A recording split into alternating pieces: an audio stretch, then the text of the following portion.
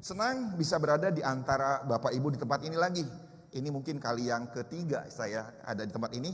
Beberapa waktu yang lalu sudah sebelum zaman pandemi. Waktu zaman di Aston satu kali. Di Pekiringan sekali, waktu itu ngajar di Klat Doa waktu itu. Satu kali saya lupa di mana tempatnya. 4 ya kalau dihitung dengan diklat dengan hari ini. Nah, lagu tadi cukup menarik sebetulnya. Karena apa? Karena El Shaddai itu cukup unik. Karena begini, Allah menggambarkan dirinya seperti seorang wanita, seorang ibu yang mendekap bayinya, dekat dengan dadanya. Maaf kata ya, kata Syab, kata El Shaddai. Syab itu artinya apa? Buah dada. Jadi ketika seorang bayi didekat, dipeluk oleh sang mamah, itulah Allah El Shaddai. Allah yang memberikan kehangatan. Allah yang luar biasa, memberikan satu perlindungan bagi orang yang ada di dekatnya. Allah menggambarkan dirinya seperti seorang ibu. Luar biasa Allah kita ya. Nah, pada kesempatan hari ini saya akan sharekan satu firman Tuhan yang saya beri judul But God, tetapi Tuhan. Nah, mungkin ada yang belum kenal saya namanya Andreas. Teman-teman yang kayak Aaron mungkin udah hafal saya. Saya di Rayon 2 sebagai Kasub Depkom. Saya bertanggung jawab untuk Kelaskom. Dan juga saya hari ini sebagai dosen juga di STT KDC di Kota Bogor. Saya tertanam di gereja lokal yang namanya karismatik. Kalau Pak Niko bilang bahwa gereja kita ini ada Pentekostal klasik. Tetapi saya mengajar di STT KDC yang basicnya adalah Injili gitu kan ya. Oke, But God, tetapi Tuhan, bisa kelihatan ya agak buram-buram. Nah, kalau saya tidak bisa nembak, oke bisa. Bapak Ibu teman-teman, ada sesuatu hal yang harus kita ketahui bahwa di dalam Tuhan, segala perjalanan hidup manusia itu tidak ada yang bernama faktor kebetulan. Tapi segala sesuatu hanya ada dalam rencana dan rancangan Tuhan dalam kehidupan kita. Saya mau ulangi katakan gini, bahwa di dalam Kristus Yesus kita sebagai anak-anak Allah, perjalanan kehidupan kita tidak ada yang namanya kebetulan, faktor kebetulan atau faktor keberuntungan. Segala sesuatu berdasarkan tujuan atau rencana Tuhan yang Tuhan sudah bentuk dalam diri kita. Artinya pada hari ini Bapak Ibu ada di gereja ini, Tuhan punya rencana dalam perjalanan hidup kita hari ini. Nah, kita akan coba lihat dalam perjalanan kehidupan daripada Musa. Bagaimana kehidupan perjalanan daripada Musa? Kita akan lihat di dalam Keluaran 1 ayat 6 sampai ayat yang ke-22. Bisa kelihatan ya, walaupun agak gelap-gelap di sini. Firman Tuhan berkata seperti ini. Kemudian matilah Yusuf serta semua saudara-saudaranya dan semua orang yang seangkatan dengan dia. Orang-orang Israel beranak cucu dan tak terbilang jumlahnya. Mereka bertambah banyak dan dengan dahsyat berlipat ganda. Sehingga negeri itu dipenuhi mereka. Perhatikan, kita lihat Musa lahir itu tidak di tanah perjanjian. Tapi Musa lahir di tanah Mesir, di wilayah orang kafir. Dan pada waktu Musa lahir, politik negeri itu politik yang tidak kondusif bagi orang-orang Yahudi pada waktu itu. Kita perhatikan lanjutnya. Kemudian bangkitlah seorang raja baru memerintah tanah Mesir yang tidak mengenal Yusuf. Berkatalah raja itu kepada rakyatnya, bangsa Israel itu sangat besar dan lebih besar jumlahnya daripada kita. Marilah kita bertindak dengan bijaksana terhadap mereka, supaya mereka jangan bertambah banyak lagi, dan jika terjadi peperangan, jangan bersekutu nanti dengan musuh kita dan memerangi kita, lalu pergi dari negeri ini. Lalu setelah itu pengawas-pengawas Rodi ditempatkan atas mereka untuk menindas mereka. Bapak Ibu teman-teman perhatikan. Bagaimana seorang raja baru di Mesir, seorang Firaun, untuk menekan, menindas bangsa Yahudi ini. Ada 3 cara yang mereka lakukan untuk menindas orang-orang Yahudi. Yang pertama, dengan kerja Rodi. Mereka disuruh untuk kerja paksa. Dan mereka harus mendirikan bagi Firaun ada 2 kota, Piton dan Ramses. Dan kita perhatikan berikutnya. Tetapi semakin ditindas, semakin bertambah banyak dan berkembang mereka. Sehingga mereka merasa takut kepada Israel itu. Lalu dengan kejam orang Mesir memaksa orang Israel bekerja dan memahitkan hidup mereka dengan pekerjaan yang berat, yaitu mengerjakan tanah liat dan batu bata dan berbagai-bagai pekerjaan di padang. Ya, segala pekerjaan yang sangat kejam dan selanjutnya. Perhatikan, mereka berharap dengan tindakan ini akan memahitkan hati bangsa Israel. Artinya gini, ketika mereka punya Allah Yahweh, tapi sekarang mereka tinggal di tanah Mesir, dan seakan-akan tidak ada suatu pengharapan apa-apa, mereka ditindas, ada genosida di sana. Mungkin harapan mereka pahit hati ini terhadap Allah. Lalu kita perhatikan, cara yang kedua dilakukan oleh Raja Mesir ini, lihat. Raja Mesir juga memerintahkan kepada bidan-bidan. Saya loncat saja ke yang warna kuning. Apa perintahnya? Jika anak laki-laki, kamu harus membunuhnya. Tetapi jika anak perempuan, bolehlah ia hidup. Artinya, yang kedua, dengan cara pengguguran kandungan secara paksa oleh para bidan-bidan. Jika ada anak laki-laki Yahudi, bunuh dia. Kecuali anak perempuan. Nah, tidak cukup di situ. Di mana saya lompat lagi, lancat saja biar yang ke ini, yang warna kuning saja ya. Dan yang perintah ketiga, perhatikan. Firaun juga memberikan perintah kepada seluruh rakyatnya. Fatwa kepada seluruh orang-orang Mesir. Lemparkanlah segala anak laki-laki yang lahir dari orang Ibrani ke dalam sungai Nil. Tetapi segala anak perempuan biarkanlah dia hidup. Artinya ada 3 cara genosida untuk membunuh orang-orang Yahudi yang ada di Mesir. Politik melakukan seperti itu. Nah, dalam keadaan seperti inilah Musa itu lahir. Kita perhatikan kelahiran Musa. Keluaran 2 ayat 1 sampai ayat 10. Seorang laki-laki dari keluarga Lewi kawin dengan seorang perempuan Lewi. Lalu mengandunglah ia dan melahirkan seorang anak laki-laki. Sebuah anak Yahudi laki-laki harus dibunuh. Nah, ketika dilihatnya bahwa anak itu cantik, disembunyikannya 3 bulan lamanya. Tetapi ia tidak dapat menyembunyikan lebih lama lagi, sebab itu diambilnya sebuah peti pandan, dipakalnya dengan gala-gala, ya didempul dan ditutup dengan ter agar tidak kedap air seperti itu. Perhatikan, karena si ibu ingin nolong anaknya, anak laki-laki, karena hukum Mesir harus dibunuh. Maka dia selamatkan anaknya ini, ditaruh di dalam sebuah peti dibuat daripada daun pandan dan langsung dilapisi dengan ter segala-gala, lalu diurungkan di danau sungai Nil. Dan kakaknya Miriam berdiri dari jauh mengawasi daripada Musa yang masih kecil di dalam peti tersebut. Perhatikan berikutnya. Maka perhatikan, datanglah putri Firaun untuk mandi di sungai Nil, sedang dayang-dayangannya berjalan-jalan tepi sungai Nil. Lalu terlihatlah olehnya peti yang di tengah-tengah teberau itu. Maka disuruhnya hambanya perempuan untuk mengambilnya. Perhatikan. Kok kenapa tiba-tiba ketika peti yang berisi Musa ini dilarungkan di sungai Nil, pada hari yang sama ada putri Firaun datang ke tempat itu. Mungkin kita ngomong itu faktor kebetulan. Sekali lagi kita berkata, nggak ada faktor kebetulan, yang ada adalah rencana Tuhan dan rancangan Tuhan dalam kehidupan kita. Artinya apa, saya mau ngomong gini, perjalanan hidup kita itu ada di bawah kendali Tuhan. Nah, lanjut ya.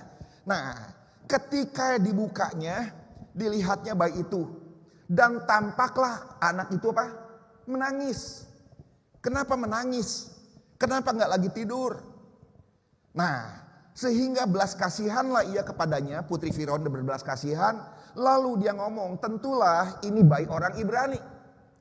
Dia seorang putri Firaun, seharusnya dia tahu akan fatwa ayahnya. Lihat daripada anak laki-laki Ibrani, lempar di sungai Nil. Tapi apa yang terjadi? Ayat yang ke-7 berkata begini. Lalu bertanyalah kakak anak itu. Miriam datang ngampiri putri Firaun dan berkata gini. Akan kupanggilkah bagi tuan putri seorang inang penyusu dari perempuan Ibrani untuk menyusukan bayi ini bagi tuan putri? Saud putri Firaun kepadanya, baiklah. Lalu pergilah gadis itu memanggil mamahnya daripada Musa, Yokhebed.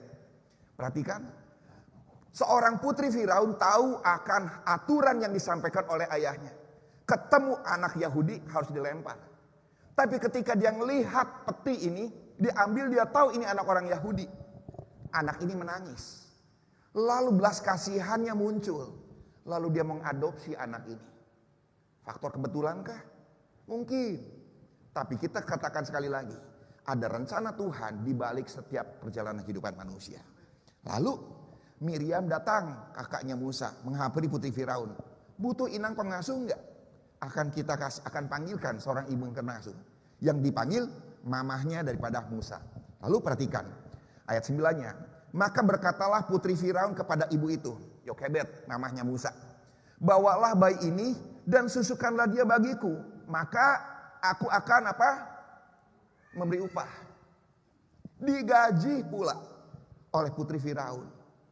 Perhatikan, dalam keadaan politik yang menekan bangsa Yahudi, Musa lahir. Artinya kondisinya nggak akan kondusif. Artinya orang seusia Musa, dia nggak punya teman-teman sebaya dengan dia. Semua anak laki-laki udah dibunuh. Hanya anak-anak perempuan yang ada di Mesir.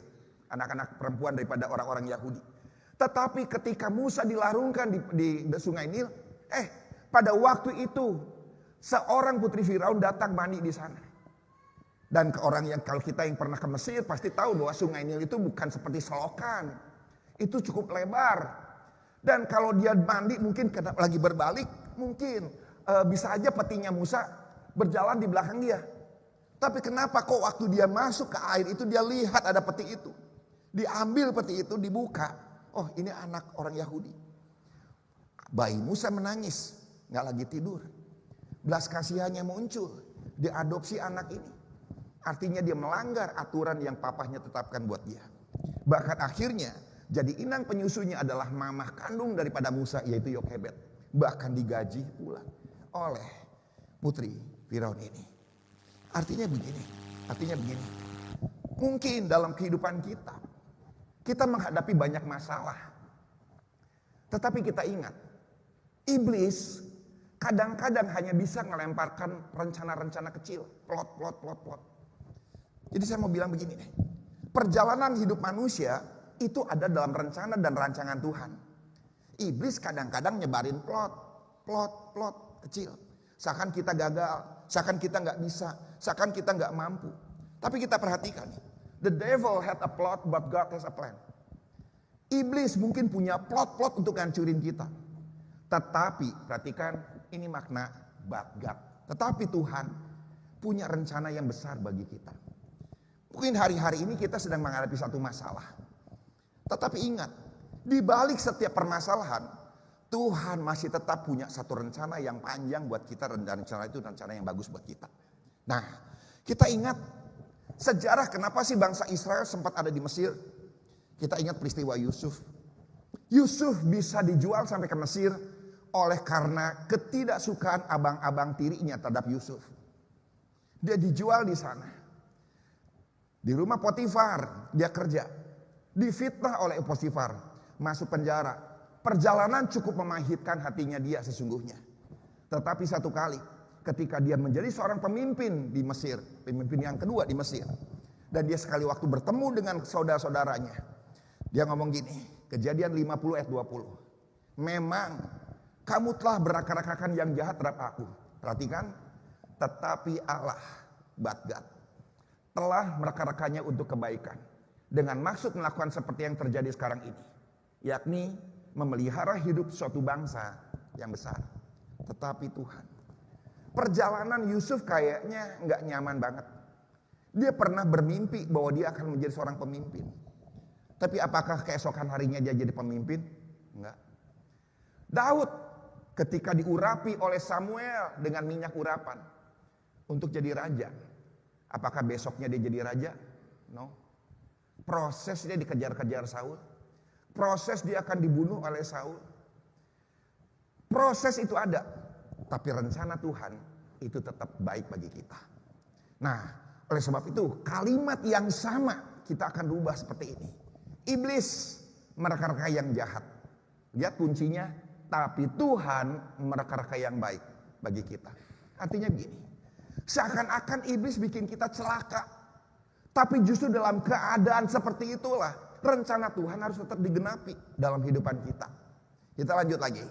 Nah, ketika Yusuf masuk penjara, Kejadian 39, 20-21. Lalu Yusuf ditangkap oleh tuannya dan dimasukkan ke dalam penjara, tempat tahanan-tahanan raja dikurung. Artinya Yusuf di penjara sebagai tahanan politik. Karena dianggap dia pernah menodai daripada istri seorang pejabat istana Firaun. Tanpa proses peradilan yang bagus. Rasanya ketika dia jadi seorang pemimpin, Dia pernah bermimpi jadi pemimpin. Kok perjalanannya seperti itu sih? Seakan-akan ada plot di tengah-tengahnya. Sehingga kok dia harus masuk di penjara. Kalau kita melihat seperti ini mungkin kita anggap the prison is my dead end. Ini jalan akhirnya saya. Cita-cita yang Tuhan genapi dalam diri saya kok nggak akan terbentuk seperti ini. Mungkin kita pernah didoakan oleh seorang hamba Tuhan, kamu akan menjadi seperti ini. Kok perjalanannya susah banget sih? Sampai titik tertentu mungkin kita ngomong, I'm give up God, I'm give up. Saya nyerah deh, saya nyerah. Kayaknya Tuhan doakan juga, kayaknya hamba Tuhan yang doakan saya salah nih. Nggak seperti ini kejadiannya. Kayaknya saya harus mundurkan diri. Mungkin Yusuf pernah bermimpi bahwa suatu hari dia akan jadi seorang pemimpin. Tetapi proses hidupnya justru seakan-akan dia tidak menjalankan sebagai seorang pemimpin. Masuk penjara, difitnah, dijual oleh abang-abangnya, dibenci, dimusuhi. Tetapi lihat ayat yang ke-21. Apa bunyi kalimat awalnya? Tetapi Tuhan menyertai Yusuf dan melimpahkan kasih setianya kepadanya. Dan membuat Yusuf kesayangan bagi kepala penjara itu. Dalam konteks apapun, Tuhan tetap menyertai Yusuf. Itulah pas tadi lagu El Shaddai itu. Tuhan menyertai Yusuf. Ada rencana Tuhan yang tetap terjadi dalam kehidupan kita.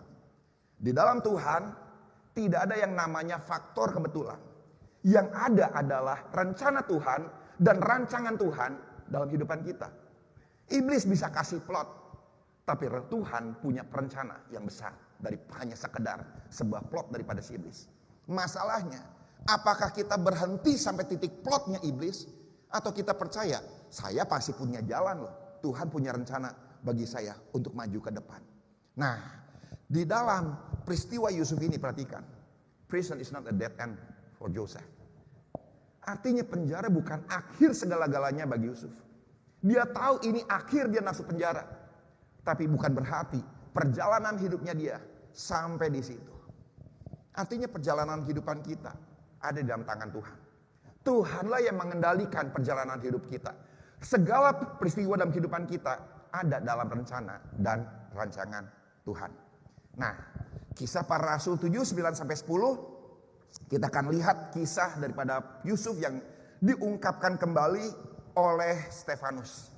Sebelum Stefanus diraja mati, dia mempertanggungjawabkan imannya di depan Sanhedrin, mahkamah agama. Siapa Stefanus? Stefanus bukan salah satu murid Yesus. Stefanus adalah salah satu diaken di jemaat mula-mula. Perhatikan, diaken jemaat mula-mula.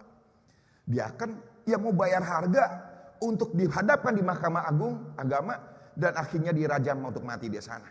Perhatikan itu. Nah, perhatikan agak gelap di sini. Perhatikan bahasa Indonesianya dan bahasa Inggrisnya.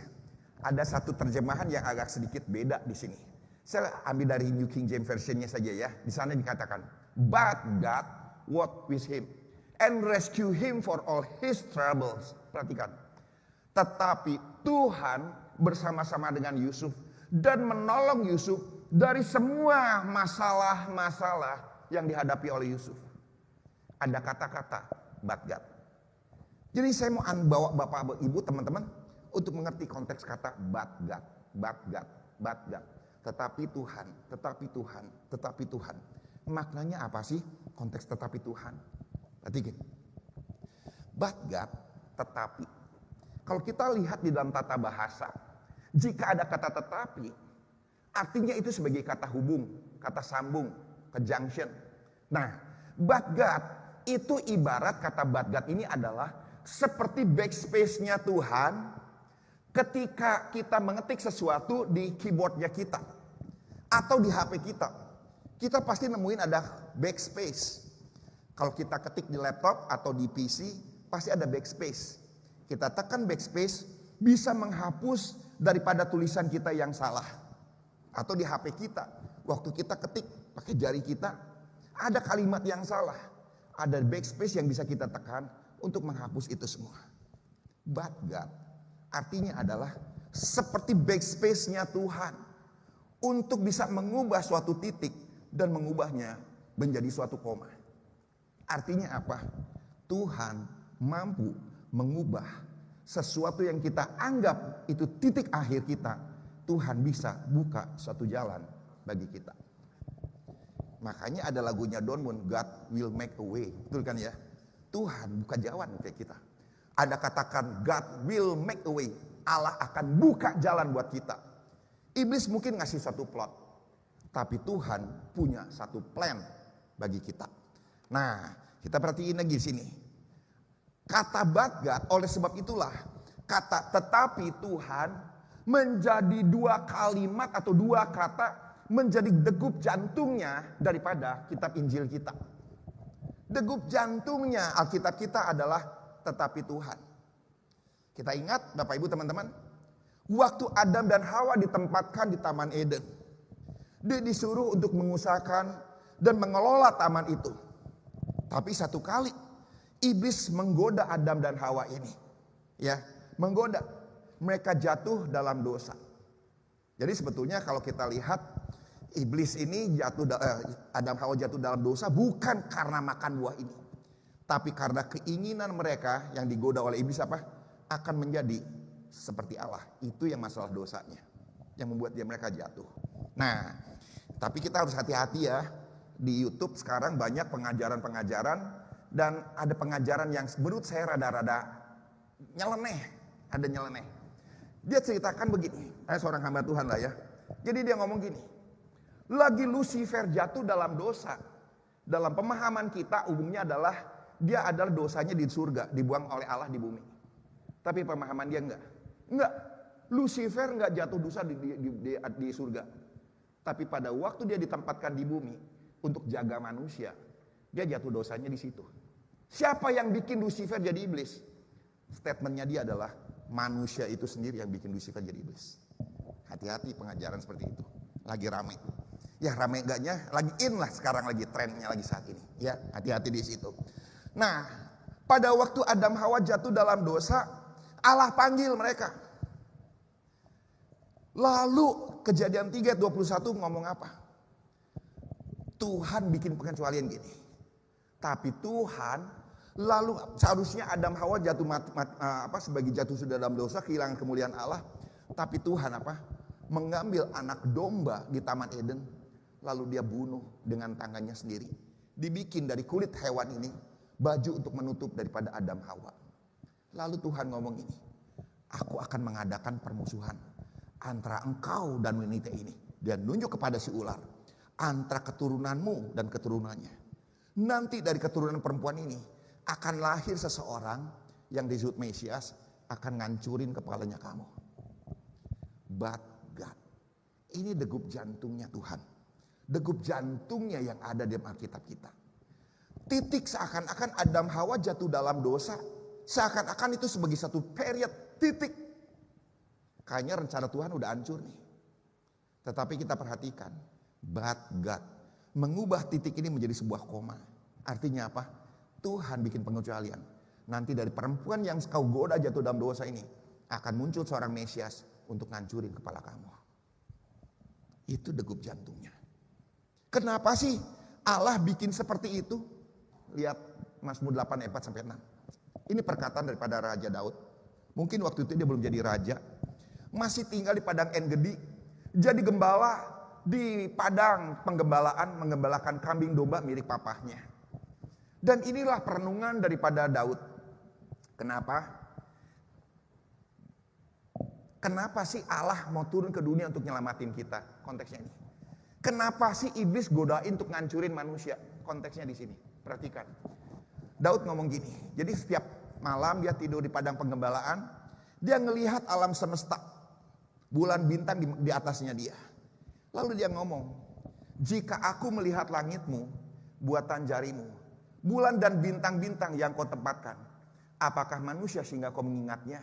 Apakah anak manusia sehingga engkau mengindahkannya? Kalau dibandingkan manusia, alam semesta ini kita bukan apa-apa. Daud ngomong gini, alam semesta ini diciptakan dengan jari tangannya Allah. Manusia dibandingkan dengan alam semesta, kita bukan ada bandingan apa-apa. Lantas manusia diciptakan dengan bagian apanya Allah? Alam semesta yang begitu besar dari manusia dengan jari tangannya Allah. Lantas manusia dengan apanya Allah? Tapi kok Daud ngomong gini, kenapa Allah peduli sama kita? Allah tetap ingat sama yang namanya manusia walaupun kita jatuh dalam dosa.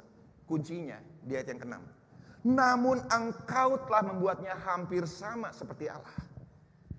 Artinya ada figur Yesus dalam pribadi kita.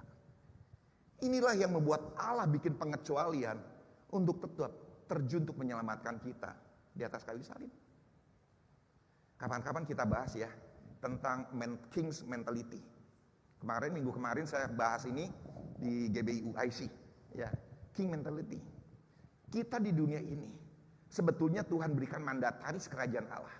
Kalau kita ngomong, "Wah, Yesus Tuhan, Dia rajaku." Oke? Kita percaya artinya Yesus adalah raja. Kalau Dia raja artinya kita anak raja. Pasti kalau saya tanya, siapa yang percaya bahwa kita anak raja? Pasti ngacung. Permasalahannya, ada nggak mental raja dalam diri kita sebagai anak-anak Tuhan? Nah, ini masalahnya. Karena itu semua sudah hancur. Hancur semua. Makanya dihadapkan dengan satu masalah. Kita seakan-akan bukan anak raja. Anak pecundang yang siap kalah, dan kalah lagi. Perhatikan itu. Padahal engkau telah membuatnya hampir sama seperti Allah. Maka itu kenapa kita lihat. Iblis hantam kita, hajar kita, manusia digocok untuk dijatuhkan. Kenapa? Karena pada prinsipnya iblis iri sama manusia. Kenapa dia dibikin jatuh di Taman Eden? Karena pada prinsipnya Lucifer yang tadinya ingin menjadi seperti Allah, Allah enggak berkenan, dibuangnya dia di bumi, dicampakkan ke bumi. Waktu dia jadi setan, jadi iblis, dia lihat ciptaan berikutnya yang diciptakan oleh Allah, manusia Adam, satu citra dengan Allah, segambar dan serupa dengan Allah. Gue pengen jadi seperti Allah waktu di surga, aku dicampakkan. Tapi next ciptaan justru digambarkan seperti Allah, beda tipis, nggak terima. Kalau orang Chinese ngomong bokam guan, gua nggak terima, bokam guan gua ancurin ciptaannya Allah, gua ancurin ciptaan Allah, dihancurin Adam Hawa, jatuh dalam dosa. Iblis mungkin ngomong, matilah kau. Dia sudah aku hancurkan ciptaanmu yang sempurna nih. Aku hancurkan. Allah datang. Oke. Lu hancurin ciptaan gue yang sempurna ini. Tapi gue bikin penebusan. Makanya gue bikin permusuhan antara kamu sama perempuan ini. Dari perempuan ini akan muncul Mesias untuk ngancurin lo. Bisa nangkep di sini konteksnya? But God. Tetapi Tuhan. Amin ya. Nah, kita lihat di sini. Kisah Para Rasul 3 ayat 15. Kalau kita lihat ke Kisah Para Rasul 3 ayat 15, bahasa Indonesianya dari TB agak sedikit pusing bacanya. Kita agak sedikit bingung. Makanya gak heran kalau saya ngomong ke teman-teman. Makanya di gereja, karena saya tertanam di UIC. Saya ngomong ke teman-teman. Makanya gak heran kenapa jemaat disuruh saat teduh. Bahkan kita tidak hanya bikin kelompok yang namanya Arema. Di Bandung kita bikin Arema. Remanya dapatnya apa? Gak hanya bikin kelompok, lalu bacaan hari ini sampai ini ya, satu perikop. Nanti kirim laporannya. Biasa laporan kan bentuk tanda ikon. Gue udah baca. Nggak bisa. Bikin konteksnya. Mereka yang sudah baca dalam setiap grup harus bikin laporan. Laporannya apa? Rema apa yang kamu dapat dari ayat yang tadi? Di bagian mana ayatnya? Bikin report. Untuk mendewasakan pengerja. Dan kita cobakan kepada jemaat. Lewat cool. Ayo kirim. Kita bikin panduannya. Kirim. Remanya apa yang dapat? Tidak hanya sekedar pakai ikon jempol. Ikon jempol udah dibaca. Enggak. Hasil bacanya apa? Nah, di Kisah Para Rasul 3 ayat 15 ini, ya sebenarnya kalau kita baca bahasa Indonesianya bikin ngejelimet. Tapi saya baca bahasa Inggrisnya nih. Lihat. Di sini kan. You kill the author of life. Jadi omongannya gini. Hei iblis, kamu bunuh si sumber kehidupan itu. Bicara Yesus. Nah, tetapi perhatikan di sini. Apa? But God raised him from the dead. Tapi Tuhan yang bangkitkan Yesus dari kematian itu. Artinya apa? Iblis ngomong gini. Adam Hawa gue ancurin. Allah ngomong, tapi Tuhan ngomong, aku kan kasih lahir seorang Mesias, ngancurin kamu. Oke, sekarang gua ancurin Mesiasnya di atas kayu salib. Matilah kau. Tapi Tuhan bangkitkan Mesias ini untuk kemenangan. Iblis bikin plot, Yesus harus mati di atas kayu salib. Tetapi Tuhan ubah kematian di atas kayu salib ini sebagai penebusan bagi kita. Sesuatu plot Tuhan bisa ubah jadi sesuatu yang baik. Iblis mereka-reka yang jahat, tapi Tuhan mereka-reka yang baik bagi kita. Bisa nangkep Bapak Ibu di sini? Nah, you kill the author of life. Kau bunuh sumber kehidupan itu. Tapi Tuhan membangkitkan dia dari kematian. Nah, artinya kalau kita ngomong gini, but God, biasanya di depan kata tetapi pasti ada tanda koma di situ. Bener ya? Koma tetapi. Kemarin saya ada di Bandung. Koma. Tetapi hari ini saya ada di Cirebon. Artinya tanda koma dan tetapi mengubah, membatalkan kalimat di klausa pertama. Betul ya? Kemarin saya akan ada di Bandung. Tapi hari ini saya ada di Cirebon. Kemarin saya ketemu Aaron. Dan hari ini saya ketemu Aaron. Dan artinya klausanya nyambung. Kemarin ketemu, hari ini juga ketemu. Kecuali kalau kayak saya ngomong, kemarin saya ketemu Aaron, koma, tetapi hari ini saya ketemu Pak Sam, Pak Samuel. Beda cerita. Artinya saya udah gak ketemu Aaron, tapi saya ketemunya Pak Sam. Dulu kemarin saya ketemu dengan Pak Aaron. Bisa nangkep ya? Nah, di sini artinya apa? Koma biasanya ya kata tetapi digunakan sesudah kata kata tetapi digunakan setelah kata huruf tanda koma. Untuk apa? Menghubungkan dua klausa yang berbeda. Artinya di sini kita lihat aturan tata bahasanya Allah adalah gini. Tuhan selalu menempatkan dalam perjalanan hidup kita itu tidak titik. Ketika kita menjalani kehidupan, Tuhan gak pernah ngasih titik. Oleh sebab itu, jangan pernah kasih titik dalam kehidupan kita pada waktu Tuhan gak kasih titik. Perjalanan hidup manusia adalah koma, koma, koma, koma. Selama Tuhan gak kasih titik, jangan kita tempatkan titik dalam kehidupan kita. Kalau Tuhan kasih titik dalam kehidupan kita, artinya apa? RIP kita, rest in peace kita, ada di Sasono Mulyo ya, Sasono Mulyo di sana, ya, ada di sana kita kalau Tuhan kasih titik. Selama Tuhan gak kasih titik, kehidupan kita adalah rangkaian daripada koma, koma, koma, koma. Jika mungkin hari ini, ya, life is a series of koma, bukan titik. Jadi hidup manusia adalah serial daripada koma. Mungkin kita ngomong, kemarin saya gagal. Oke, jangan nangisi kegagalan kita. Tetapi fokus kita hari ini. Today. Today itu ada satu O, betul ya? Today. O itu artinya apa? Opportunity. Opportunity itu artinya apa? Kesempatan. Ada kesempatan untuk kita lakukan sesuatu. Jika hari ini gagal, gak usah ditangisi. Besok, tomorrow. Ada berapa O tuh? 3 O. Ada banyak kesempatan-kesempatan. Yesterday gak ada huruf O. Gak usah tangisi kemarin. Udah gak ada kesempatan untuk kita mengulang waktu. Kejar kesempatan pada hari ini. Namun ketika kita gagal hari ini, don't worry. Besok masih banyak kesempatan. Bapak Ibu teman-teman. Beberapa waktu yang lalu mungkin kita pernah dengar di Bandung. Ada seorang anak muda. Seorang guru. Dia ngajar bahasa Indonesia di sebuah SMP negeri. Bunuh diri, menggantungkan diri di sebuah jembatan flyover di daerah Cimindi, Cimahi. Di situ dia tutup matanya pakai lakban, mulutnya pakai lakban. Jadi orang menduga dia dibunuh atau apa. Tapi di situ ada sebuah pesan.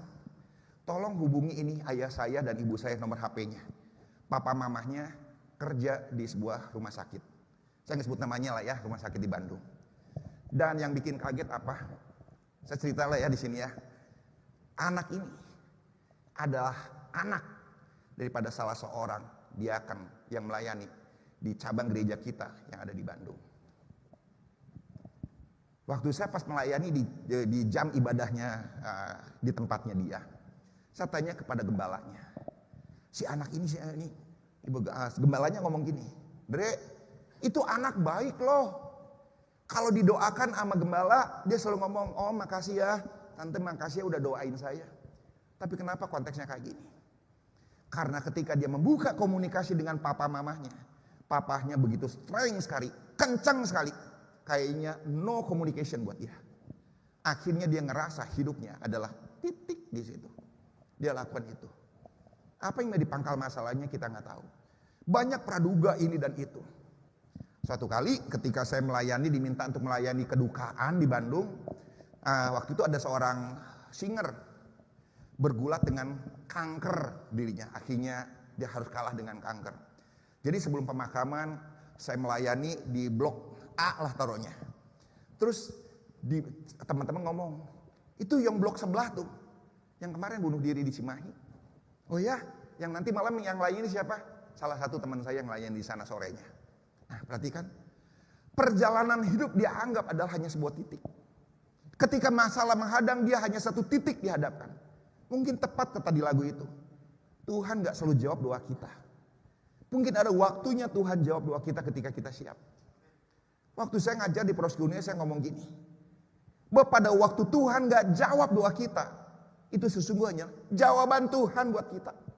Waktu Tuhan diam, itu jawabannya dia bagi kita sesungguhnya. Apakah kita sudah siap untuk menerima jawabannya atau belum? Mungkin kita harus mengalami proses untuk lebih lagi. Sehingga Tuhan lihat, you are ready. Kamu udah siap terima jawaban doanya. Selama Yusuf dia berdoa. Selama waktu itu dia pikir dia belum menjadi anak yang cocok menjadi seorang pemimpin. Proses itu akan tetap berjalan. Tetapi ingat, iblis hanya bisa ngasih plot.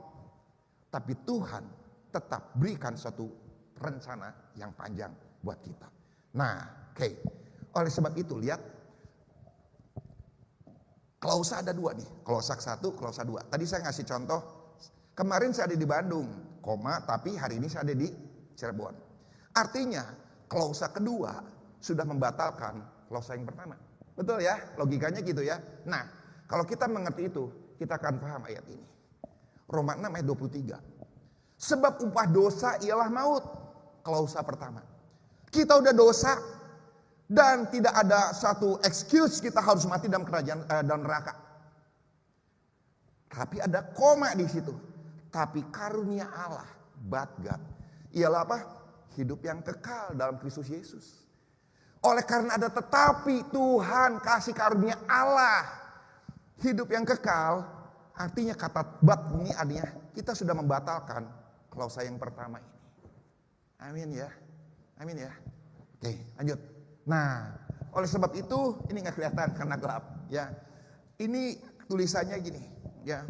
Pada waktu kita terhilang tapi Tuhan mengubah segala-galanya, kita akan mendapatkan. Mungkin kita rasa-rasanya kita udah nggak ada pengharapan. Tapi Tuhan bisa mengubahnya menjadi satu pengharapan yang kita dapatkan. Di bawahnya ada tulisan, broken. Waktu kita mengalami patah atau kehancuran. Tapi Tuhan bisa mengubah untuk kita mengalami pemulihan. Di bawahnya ada tulisan, afraid. Pada waktu kita mengalami ketakutan. Tapi Tuhan bisa mengubah segala-galanya untuk kita merasa aman dalam lindungannya. Makanya tadi pas lagunya El Shaddai. Allah menggambarkan diri seperti seorang ibu yang peluk anaknya di dekat-dekat dengan dadanya. Perhatikan itu. Kemudian bound.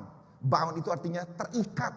Waktu kita merasa keterikatan kita dengan dosa, dengan hal-hal yang tidak baik, tapi Tuhan bisa mengubahnya segala sesuatu agar kita dibebaskan, set free. Kemudian pada waktu kita dicobai, tempted, di sini ada tulisan tempted. Tuhan bisa mengubah segala sesuatu untuk kita dilepaskan. Dan akhirnya ketika kita mengalami rasa malu yang besar, Tuhan bisa mengubah segala sesuatu menjadi kita punya rasa percaya diri. Kita mungkin tahu hal ini. Kita bisa memahami Roma 6 itu.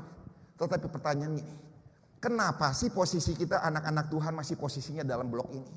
Di klausa pertama, ya saya percaya Yesus sudah tebus saya. Tapi kenapa saya nggak bisa move on dan tetap di sini berkutat, bersini berkutat? Berapa banyak sih anak-anak Tuhan yang selalu berkutat dengan masa lalunya. Padahal dia tahu bahwa Tuhan sudah tebus dia. Ada satu pengharapan, ada satu kelepasan, ada satu kemenangan. Tetapi kenapa sih kita kadang-kadang masih berkutat di sini terus, di sini terus, di sini terus. Itulah dia. Nah, berapa screen lagi? Roma 8, 31 dan 39. Cuman saya pakai bahasa yang saya sederhanakan. Dia ngomong gini, Allah di pihak kita. Siapakah akan melawan kita? Apapun tidak akan dapat memisahkan kita dari kasih Allah yang ada dalam Kristus Yesus, Tuhan kita. Kalau kita mengerti bahwa Yesus sudah mati bagi kita, artinya siapa yang menjadi lawan kita? Iblis. Oh, udah bukan rivalnya lagi. Karena kita punya backing yang kuat di belakang kita. Namanya Yesus. Nah, oh enggak ada gambarnya. Nah, masuk ke sini ya. Mazmur 234 ayat 20. Perhatikan. Lihat, kemalangan orang benar, apa nih tulisannya? Banyak. Enggak sedikit. Bukan kita jadi Kristen dan sering ke gereja di GBI Home ini artinya nggak ada masalah. Masalah hilang semua. No. Kemalangan orang benar banyak. Tapi ayat berikutnya apa yang saya beri warna kuning? But God. Tapi Tuhan melepaskan dia dari semuanya itu. Perhatikan itu. Artinya perjalanan hidup kita ada dalam tangan Tuhan. Ada dalam rencana Tuhan. Mungkin hari ini ketika datang ke tempat ini dengan rasa putus asa, ingat itu plot yang iblis hanya berikan. Tapi di balik itu Tuhan kasih satu rencana yang panjang. Ada jalan keluar, ada pengharapan, ada suatu kemenangan yang tetap Tuhan buat bagi kita. Nah, screen kedua ya, terakhir. Perhatikan, ini agak gelap kelihatannya. 1 Korintus 10 ayat 13. But God is faithful. Artinya apa? Faithful itu artinya kesetiaan. Setia. Faith itu iman, faithful itu artinya kesetiaan. Allah setia terhadap apa sih? Terhadap janji-janjinya.